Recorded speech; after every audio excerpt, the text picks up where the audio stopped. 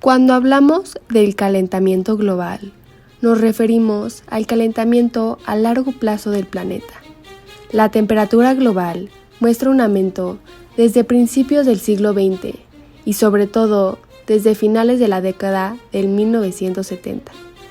En todo el mundo, desde 1880, el promedio de la temperatura superficial ha aumentado alrededor de 1 grado Celsius, alrededor de 2 grados Fahrenheit. En relación con la línea de base de mediados del siglo XX, del 1951 a 1980, esto se suma aproximadamente a 0.15 grados centígrados de mayor calentamiento entre 1750 y 1880. Dentro del cambio climático encontramos el calentamiento global. Este se refiere a la rama más amplia de cambios que están ocurriendo en nuestro planeta.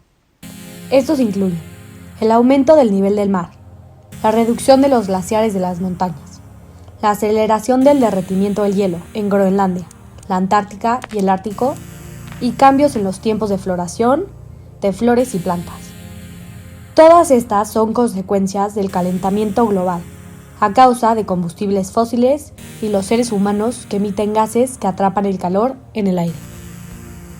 Cambio climático, calentamiento global. Son palabras que estamos acostumbrados a escuchar en una rutina diaria, tan seguido que se nos olvida lo importante que es. El cambio climático es un problema real y serio, el cual deberíamos de tener más presente en nuestra vida diaria. La gente se pregunta seguido, ¿no el clima siempre está cambiando? ¿Qué es exactamente el cambio climático? ¿Y por qué debería de importarnos? Bueno, el clima de la Tierra ha cambiado a lo largo de la historia. La mayoría de estos cambios leves son causados por pequeñas variaciones en la órbita de la Tierra. Pero el cambio climático, tal como lo conocemos hoy, se caracteriza por un aumento abrupto de la temperatura de la Tierra. Se estima que ha pasado de 1.2 a 1.4 grados Fahrenheit más cálidos. El 97% de los científicos del clima están de acuerdo en que esta nueva tendencia es causada por actividades humanas, es decir, por nosotros. Desde la revolución industrial hemos recorrido un largo camino como seres humanos. Hemos aprendido a utilizar los recursos naturales que nos rodean para nuestro beneficio. Aunque esto ha dado lugar a muchos inventos y avances maravillosos, también significa que hemos aumentado nuestro consumo de recursos naturales y por lo tanto hemos liberado una gran cantidad de gases de efecto invernadero a la atmósfera. Los gases de efecto invernadero se producen de forma natural, pero en exceso pueden ser peligrosas para nuestro planeta. A través de las modernas actividades humanas, se ha aumentado la liberación de gases de efecto invernadero no naturales, ya que hemos aumentado nuestra demanda de combustibles fósiles. Seguramente se preguntan, ¿y esto por qué es importante? Bueno, la composición de los gases de efecto invernadero atrapan el calor irradiado por el sol, y cuanto más calor atrapan, más cálido se vuelve nuestro planeta. A medida que nuestro planeta se calienta, comenzamos a sentir los efectos, lo que resulta en el calentamiento global tal como lo conocemos. ¿Cómo está afectando esto a nuestra vida? ¿Cómo está afectando esto a la Tierra o al mundo que nos rodea? El cambio climático afecta principalmente a nuestros océanos. Los océanos regulan la temperatura de la Tierra y proporcionan el 50% del oxígeno de la Tierra. Como resultado del cambio climático, la temperatura global de los océanos ha aumentado más de 0.3 grados Fahrenheit desde 1969, lo que ha tenido consecuencias devastadoras.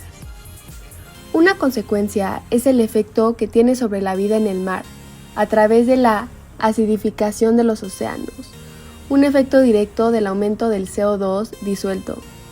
En el último siglo, la acidificación de los océanos ha aumentado un 30%, poniendo en riesgo especies calcificantes como las ostras y los corales, por lo tanto, poniendo en riesgo toda la red alimentaria oceánica.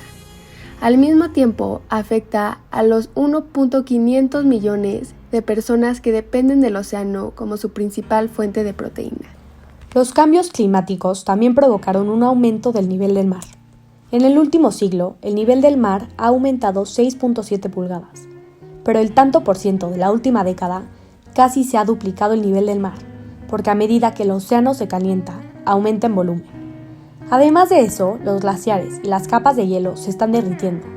La Antártida ya ha perdido más de 36 millas cúbicas de hielo entre 2002 y 2005, y desde 1994, cada año, en promedio, la Tierra ha perdido 400.000 millones de toneladas de sus glaciares.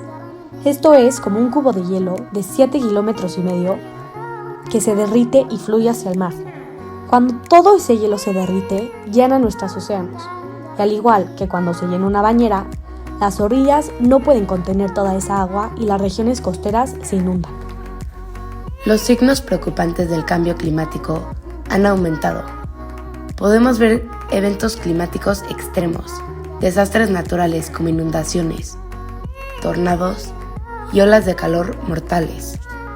Los efectos gracias al cambio climático son ahora más obvios que nunca, no solo por el impacto inmediato que tienen en nuestra vida diaria, sino que a través de los medios de comunicación, las personas han sido capaces de transmitir su conocimiento y educación sobre el problema a los demás.